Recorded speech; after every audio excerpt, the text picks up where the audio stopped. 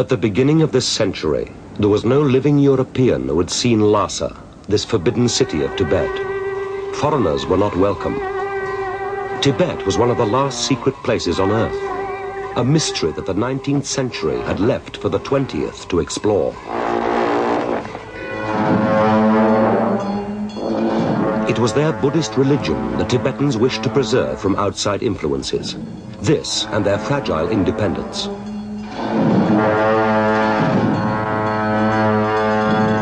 Like a no man's land behind the Himalayas, Tibet kept apart three empires. To the south was British India. To the west, the expanding Russian Empire. To the east and north, Imperial China. The Chinese had always claimed Tibet to be part of China, a claim they had only rarely been able to enforce. In the 1930s and 40s, a few outsiders had visited Tibet. Mostly British political representatives come up from India. These pictures from the films they took reveal Tibet as a medieval country, devoted to its spiritual and earthly leader, the Dalai Lama.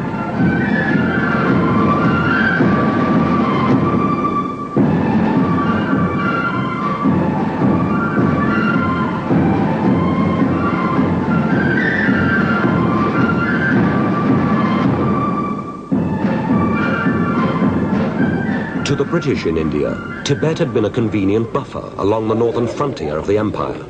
Tibet's isolation had served the British well. But by 1950, the British had left India. The last British representative was gone from Lhasa.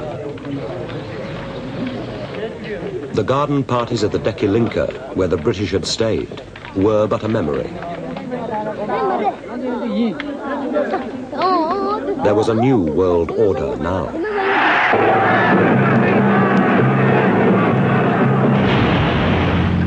In China, racked by war since the founding of the Republic in 1911, Mao's forces had finally triumphed. The communists were now ready to enforce the old claim that Tibet was part of China.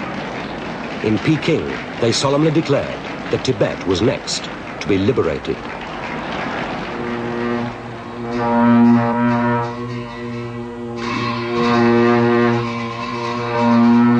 There is today just one European, an Austrian, who had first-hand experience of what happened in Lhasa in the last days of 1950. I had been living in Lhasa for 5 happy years. After escaping from a British internment camp in India, together with Peter Aufschneider, we had reached Lhasa, became employees of the Tibetan government. I also became friend of His Holiness the Dalai Lama. By 1949, the Chinese threatened Tibet with what they called liberation. Everybody in Lhasa knew that the Chinese were going to carry out this threat. The Tibetans loved their independence and were clearly entitled to enjoy it. They had no wish to be liberated. The little Tibetan army was hurriedly reorganized under the supervision of a cabinet minister. Monks and officials were trained as officers.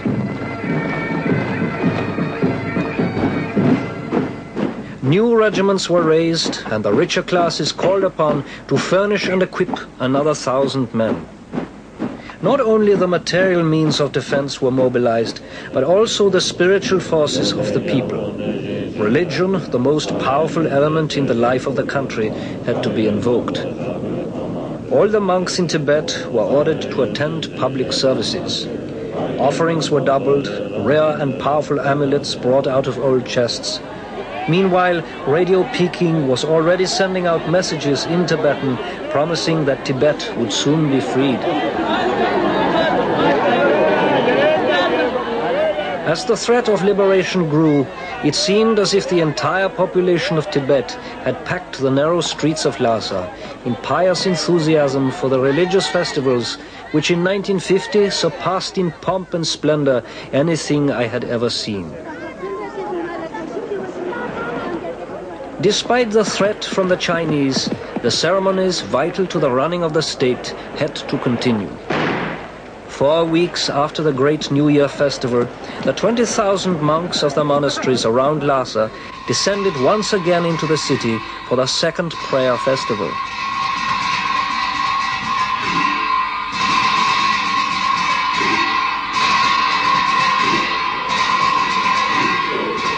The people believed with rock-like faith that the power of religion would suffice to protect their independence.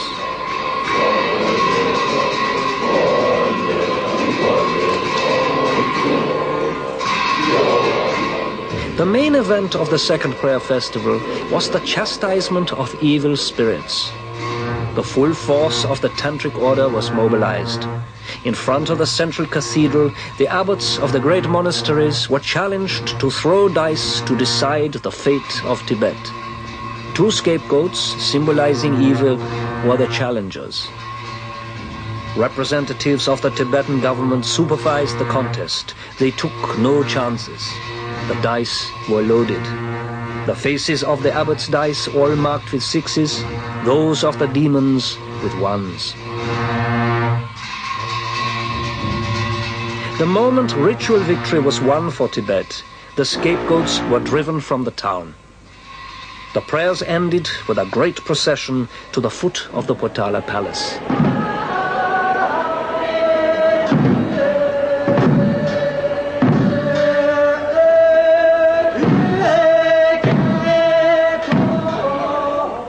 The procession symbolized the dedication of his people to the Dalai Lama.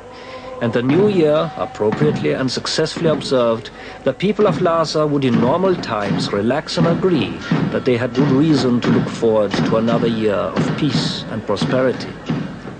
But this year, the prayers failed, and the game of dice.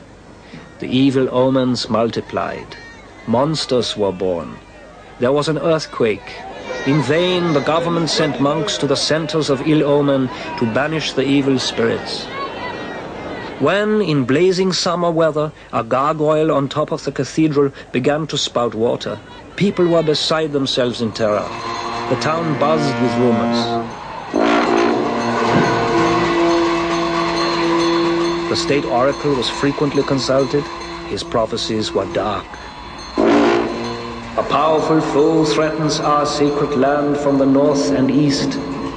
Our religion is in danger.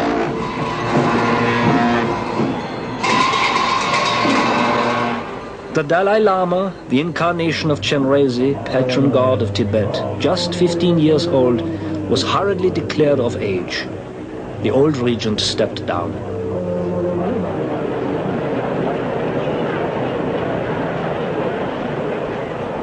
On October the 7th, 1950, the Chinese attacked the Tibetan frontier in 6 places simultaneously and swept aside the little Tibetan army.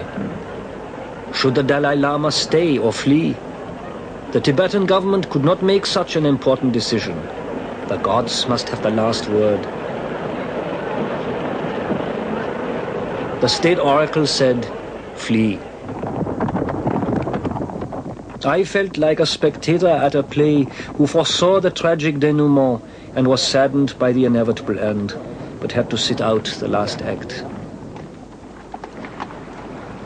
The Dalai Lama had an escort of 40 nobles, an army of cooks and servants, and an endless train of 1,500 pack animals. The curtain had rung down on feudalism, and they knew it.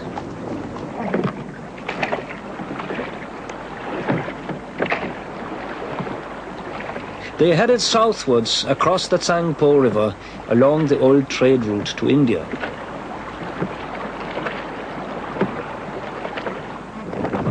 News of the Dalai Lama's approach soon reached the Tibetan town of Gyantse. Small white stones were laid along the sides of the streets to ward off evil spirits. Incense fires burned in welcome. Monks and nuns flocked from their monasteries and convents, and the whole population waited for hours to receive their king and beg him not to leave them. Every place in which the Dalai Lama spent a night was automatically consecrated as a chapel.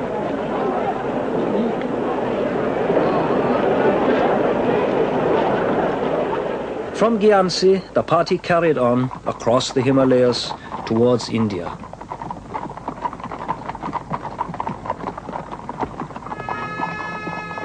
I saw the young god king riding slowly by on his grey horse.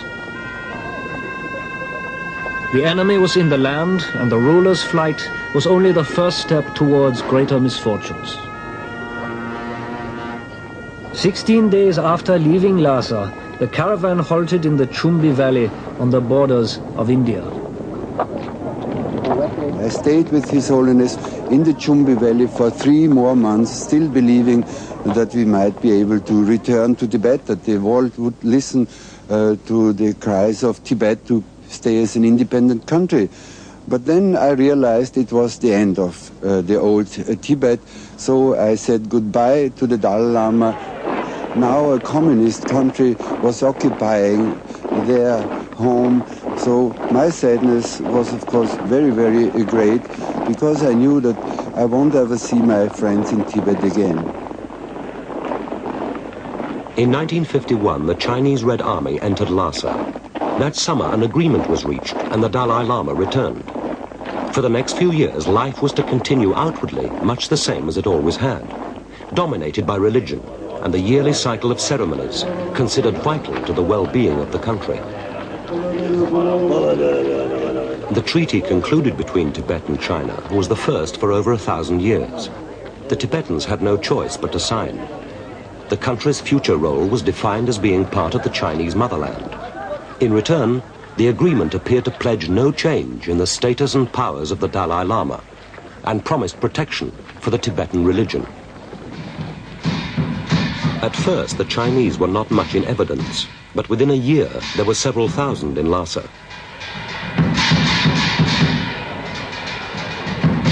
Food and fuel became scarce. Relations between Chinese and Tibetans deteriorated. In 1954, the Dalai Lama was invited on a long visit to Peking.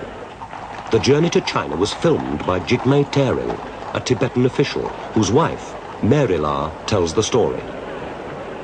His Holiness party left Lhasa accompanied by the Chinese commissioner. The whole of Lhasa had come to see the Dalai Lama off. On the banks of the Kichu River, hundreds of people burnt incense to wish His Holiness a safe journey.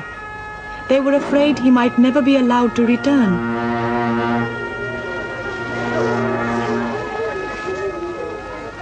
We crossed the river in yak hide boats, tied together, and the people watching did their best to cheer up, but they were very sad to see His Holiness go.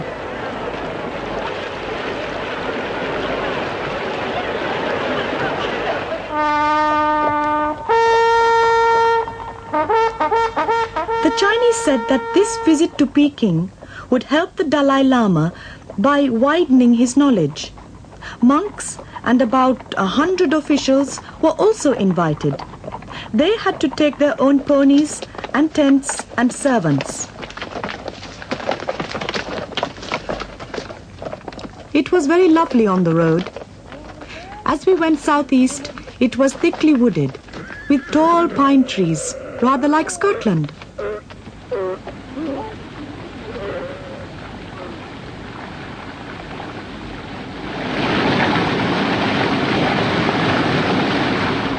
Though the countryside was very beautiful, there was not a very happy atmosphere. It was here that we heard that the whole town of Gyantse had been washed away in a terrible flood that drowned more than 2,000 people, including many of our friends. After 12 days, the way became very dangerous, as the Chinese were taking us along the unfinished road they were building for motor vehicles. We had to walk for hours. The mud was about 9 inches deep.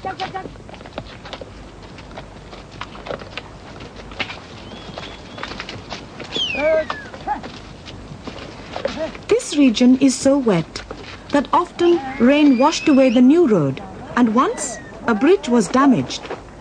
The Chinese soldiers repaired it with logs. We had begun to meet a lot of Chinese soldiers on the journey.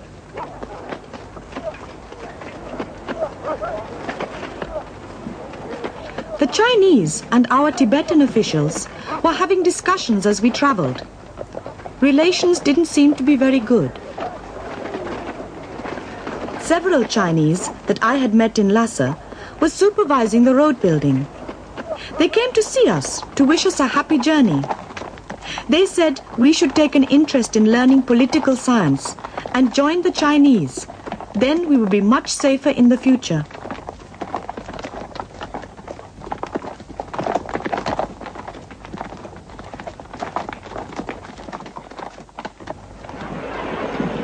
After 24 days traveling, which we organized ourselves, the Chinese met us in Timor, in Poyul, which is still in Tibet.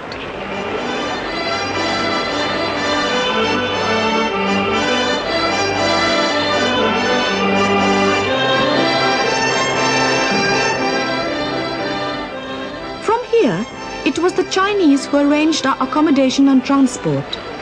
Most of our servants went back to Lhasa with the mules. Now there were new Russian jeeps for His Holiness group.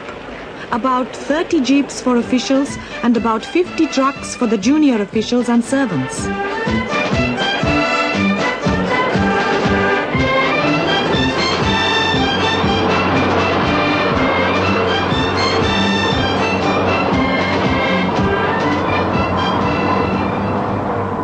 In Peking, the Chinese looked after us very well.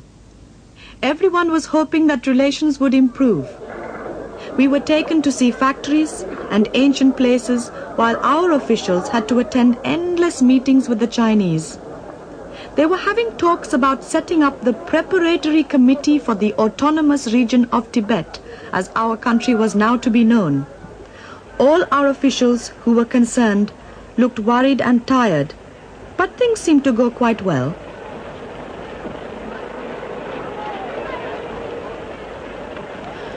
After 5 months in Peking, we started our return journey to Lhasa through eastern Tibet. His Holiness visited many monasteries and gave sermons at each important town. Thousands came from far away to greet him. The people showed him much faith and love and were so happy they threw themselves towards him.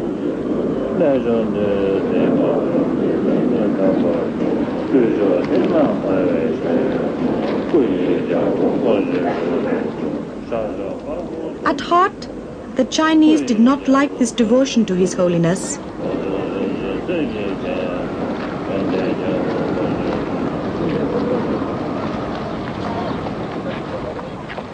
By now, the new motor road to Lhasa had been completed, and the journey that had taken 24 days a year earlier could now be done in a week. Huge crowds gathered to see His Holiness at all the stopping places along the way.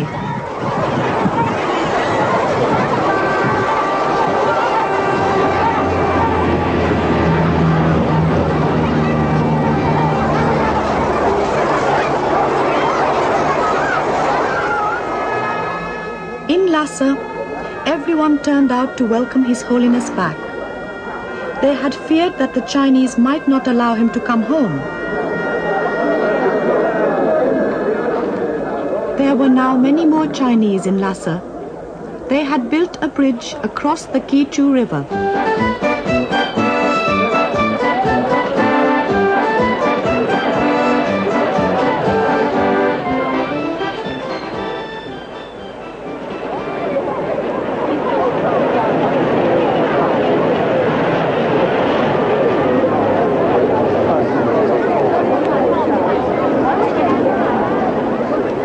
After going to the cathedral to give thanks for his safe return, His Holiness was escorted to the noble Inca, his summer palace.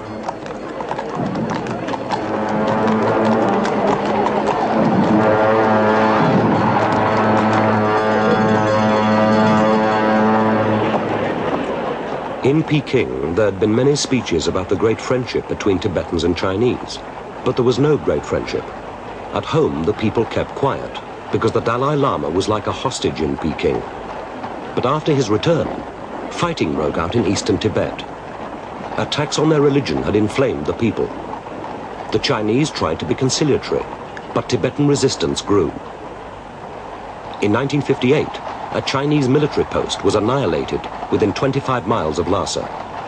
It was clear that a serious explosion was in the making.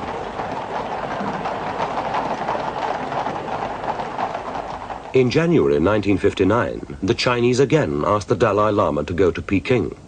He declined, explaining that he had to take important religious examinations that month.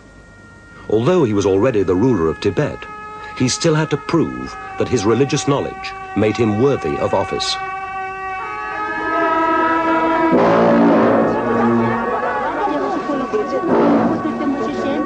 For 3 months, the Dalai Lama was to be questioned and examined in each of the 3 great monasteries of Lhasa. For him, it was the culmination of 18 years of study. At each monastery, a reception tent was put up to welcome the Dalai Lama. Monks queued for his blessings before he was escorted on up to the monastery.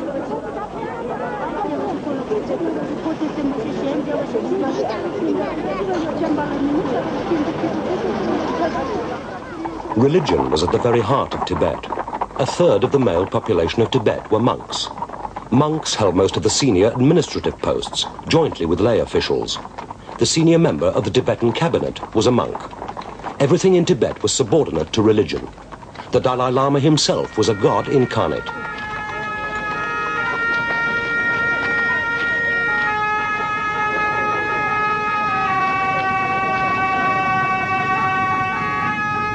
Senior members of the Tibetan government accompanied the Dalai Lama to the ceremonies. Cabinet meetings were held at the monasteries throughout the 3 months of the examinations. In all my years in Tibet, wrote Heinrich Harrer, I never met anyone who expressed the slightest doubt about Lord Buddha's teachings.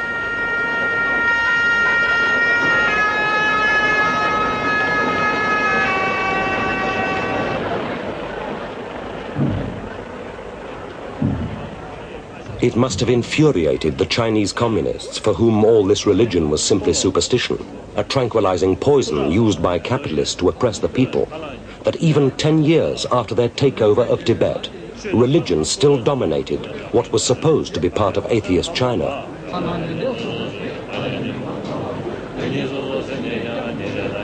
In the whole history of Tibet, there was no record of there ever having been any popular opposition to the system. The monks looked after the spiritual needs of the people, and whatever the cost, the people supported the monasteries.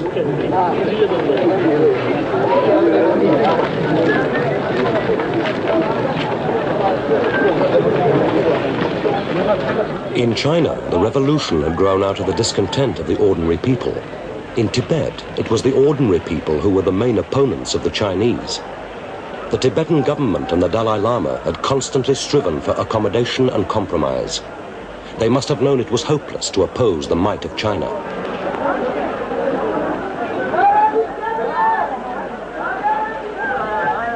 The last stage of the Dalai Lama's examination took place in Lhasa in the Jokang, the central cathedral.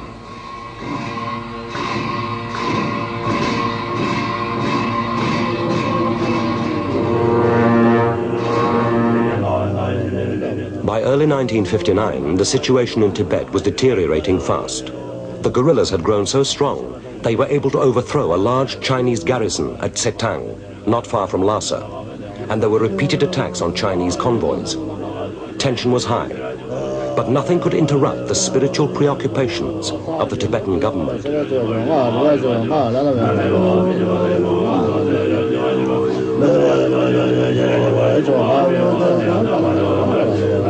Shortly after the successful completion of his examination, early in March 1959, the Dalai Lama was invited to attend a display at the Chinese barracks in Lhasa. To the Tibetans, this was seen as a trap. They believed that the Chinese would seize the Dalai Lama. Thousands swarmed to the Norbalinka summer palace to protect him. It was the beginning of an uprising against the Chinese. A Chinese emissary was stoned to death. Campers from eastern Tibet took up defensive positions and were soon joined by Tibetan soldiers. The Tibetan people had taken matters into their own hands. The rebel bandits proceed with their reckless preparations for war.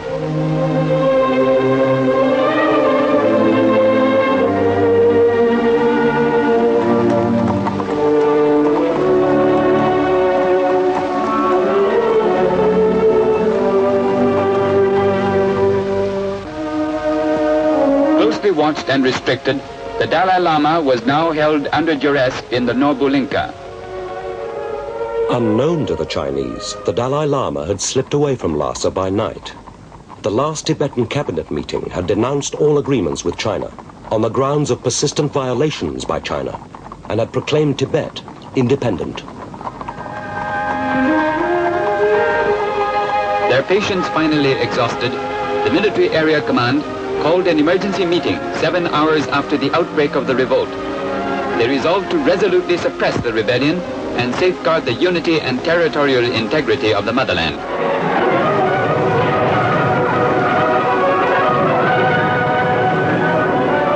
The counterattack begins. Our troops attack and occupy the rebel positions on Yowang Hill.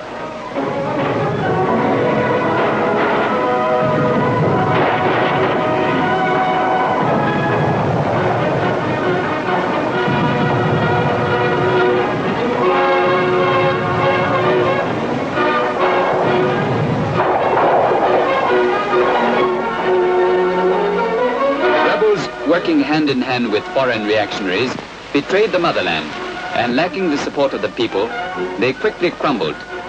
Many who were deceived or coerced into joining the ranks of the rebels are now surrendering their arms.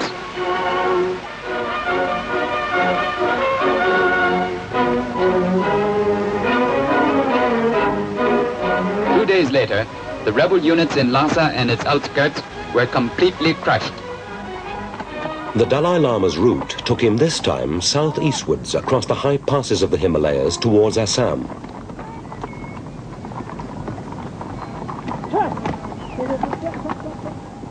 Peking's version of the Dalai Lama's escape was that the Dalai Lama had been abducted under duress by the rebels, a few reactionaries manipulated by foreign powers, acting against the will of the people. Lhasa citizens participate in the work of clearing up the debris.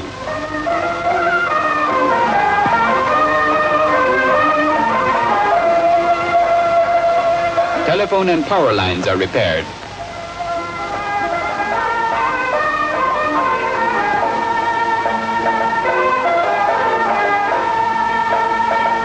Schools are reopened. There is a sudden threefold increase in the number of students attending school.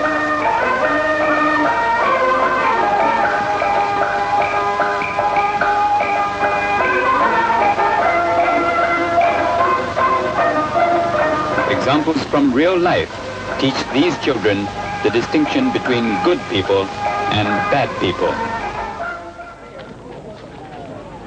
In India, the Dalai Lama was greeted by a tremendous popular demonstration of world concern and relief, and by an embarrassed Indian government. There were outstanding differences about the border between India and Tibet. Nehru was afraid of provoking the Chinese, who were by now firmly in control of Tibet. The peasants of Tibet, who lived like animals through countless generations of serfdom, have stood up. The joyful days which they have long dreamed about are here at last. The serfs are now free. The government issues seeds to the peasants as interest-free loans. These are truly the seeds of happiness. This is the first time in thousands of years that the Tibetan peasants are able to grow crops for themselves. The oppression and exploitation which the Tibetan peasants suffered for centuries have now been relegated to the past. In truth, springtime has come to Tibet.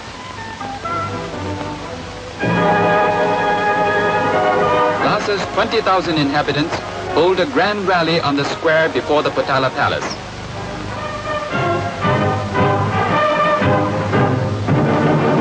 The five-starred red flag of our motherland flutters high over Lhasa.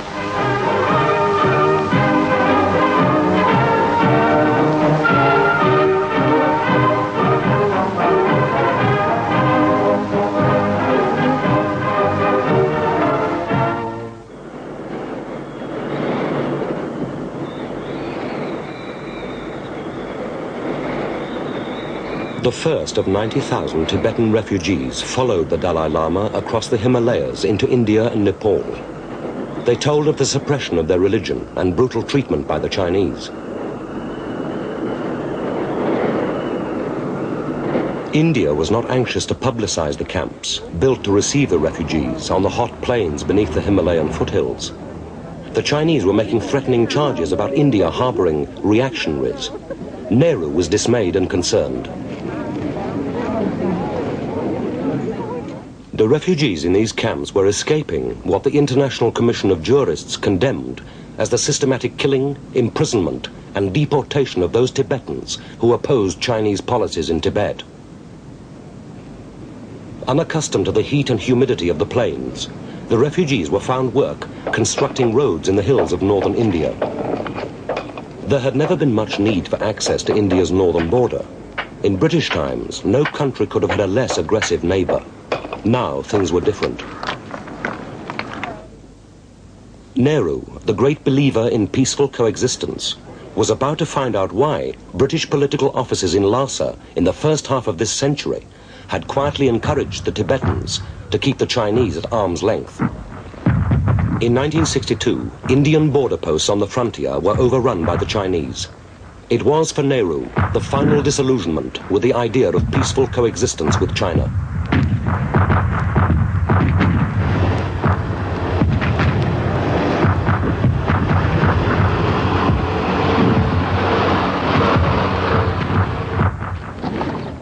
In India, the Dalai Lama was treated as an honored guest.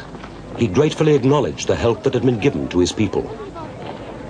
For all the refugees, the Dalai Lama continued to provide a focus for their hopes and devotion. In exile, the refugees were held together by their religion and the presence, real and symbolic, of the Dalai Lama.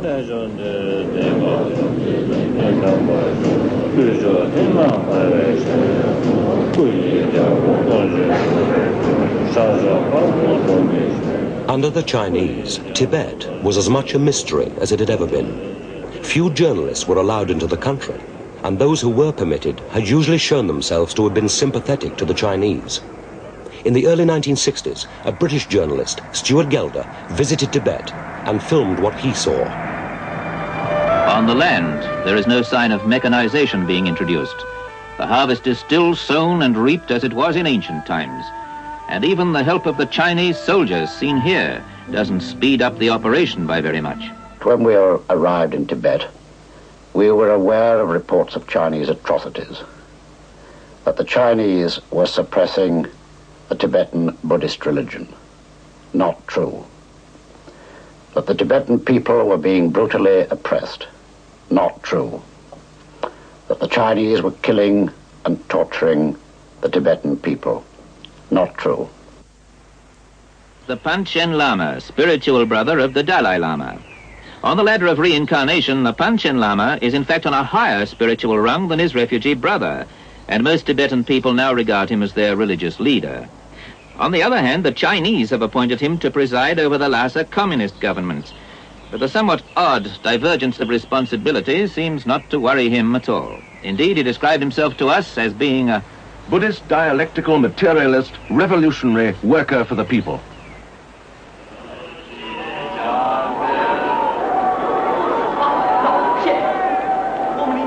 After the long drawn-out services to the immortal Buddha, the faithful move on to their play acting, marathon performances rooted in antiquity, which are performed by monks.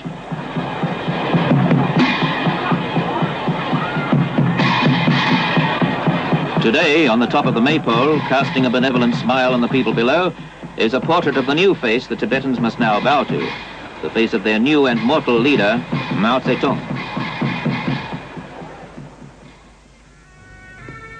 The center for Tibetans in exile was in northern India at Dharamsala, just across the Himalayas from Tibet. By 1970, here in the mists of the Himalayan foothills, the Dalai Lama had established, with India's goodwill, a symbolic 2-acre kingdom where the Tibetan religion and the spirit of the old Tibet were kept alive.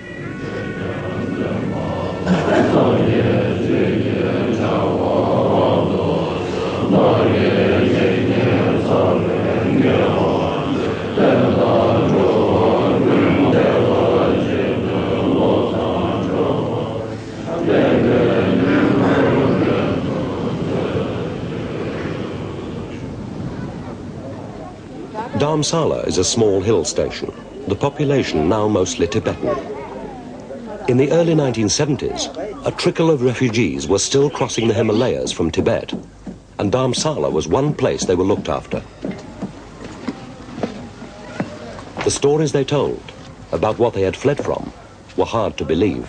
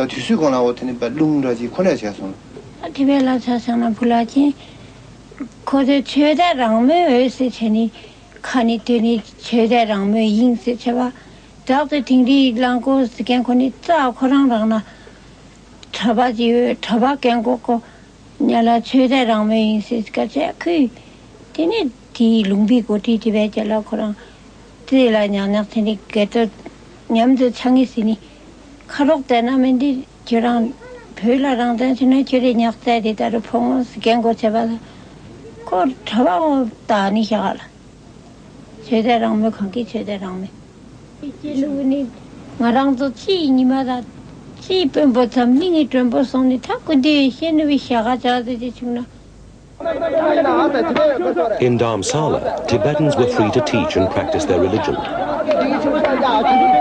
By 1979, the Cultural Revolution in China was over. The Dalai Lama was quietly asked by the Chinese to consider returning to Tibet.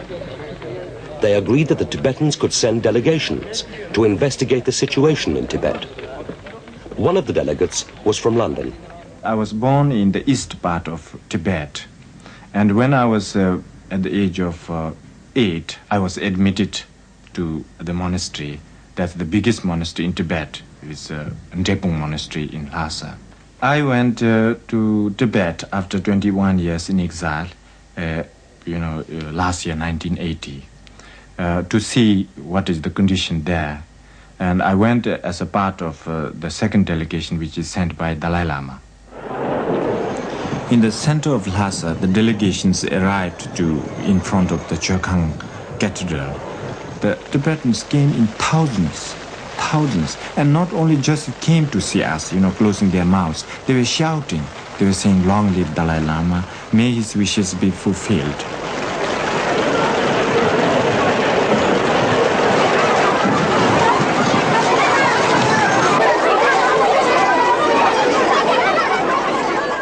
The Chinese could not say a word. They were just so astonished. And some of the Chinese even did not come after that with us. They just left. They, I think, could not really resist the scene. They could not really face the fact. They feel so embarrassed.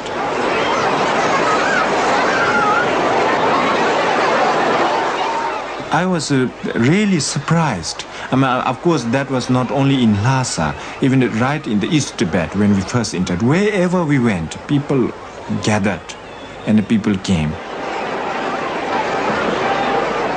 I think what the Chinese tried to do in the past 21 years, that completely destroyed the culture, completely, leave no trace, and then introduce a new communist culture, Chinese culture in Tibet.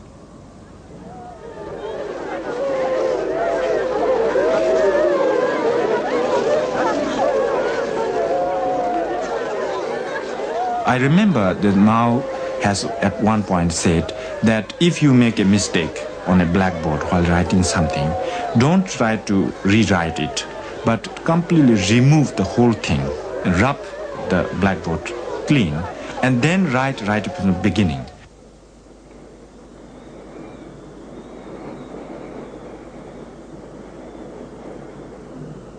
This monastery at one time had 7,000 monks. And today this is completely destroyed. We did not come across more than 3 towns where we could see some monasteries living.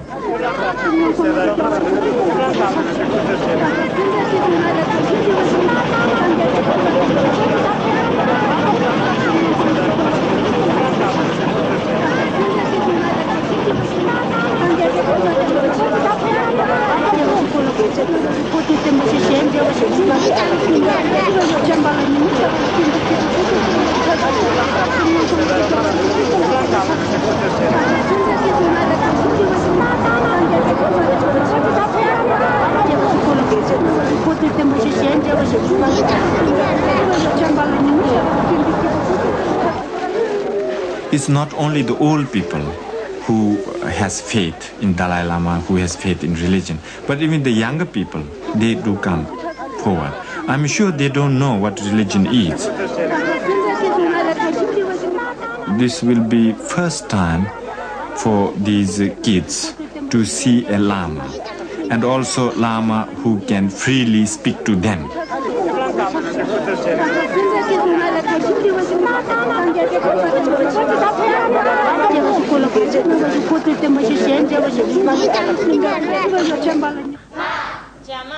In the number of schools we visited, what they teach is completely non-Tibetan, because till 1979, no children can learn Tibetan. In textbooks, they say history of China, legend of Tibet.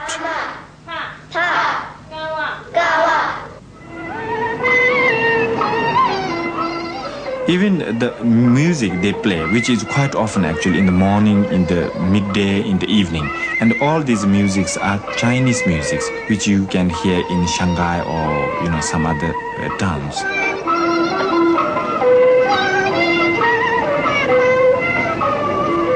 Now, when you go to see, to inspect, let's say, the Tibetans working on the field or a construction of building or road or canal, you will see all the Tibetans are there.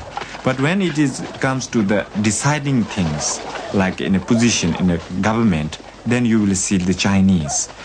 The decisions and the powers always with the Chinese.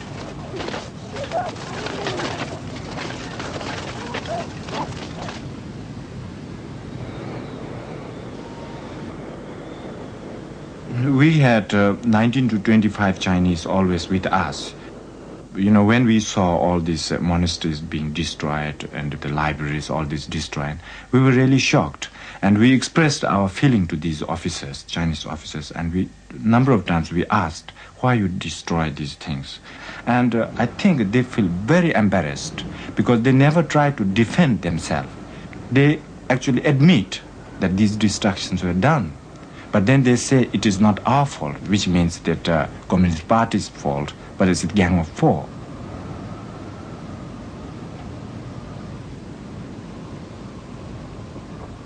Sometimes they purposely place religious objects where it should not be. For instance, the money stones, the inscriptions, now they were used to build toilets, to use as a pavements, to insult religion.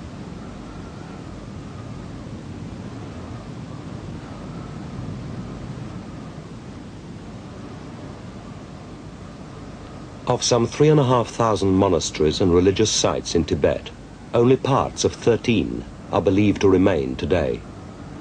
With this destruction has gone not only one people's cultural identity, but a part of the rich diversity of the world we all live in. It is a tragedy not only for the Tibetans, but for all of us. Well, it is a tragedy. The Tibetans had a civilization that had developed for 1,300 years. They had an immense literature, largely religious, it's true, and they had developed a very special and very important practice of Buddhism, which they kept up and still keep up in exile. They are a unique people. They have their own language and their own civilization, and surely it's a tragedy to see any civilization dying, even if it is not so long established and so literate and so, I say, use the word polished as the Tibetans.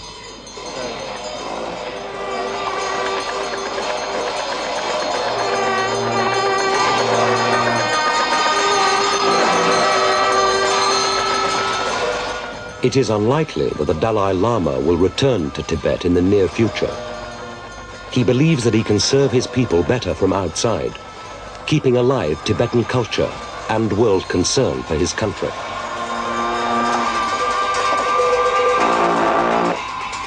The Chinese, anxious to be accepted in the world today, now openly admit and regret their mistakes in Tibet, for which they blame the Gang of Four. However, a brief period of liberalization this last couple of years appears to have taken a step back since the visits of the delegations. The warmth of the welcome for them has perhaps brought home to the Chinese the strength of Tibetan national feeling, even after 30 years' existence as part of China.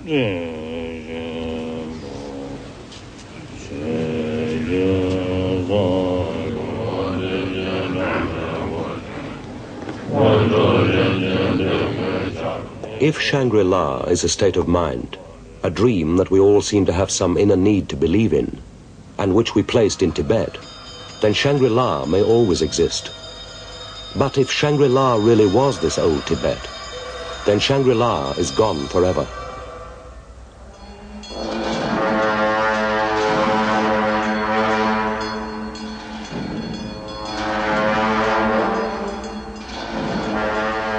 Change had to come to Tibet. It was in today's terms backward, materially undeveloped. But few can believe that the destruction of this, the old Tibet, has benefited the Tibetan people.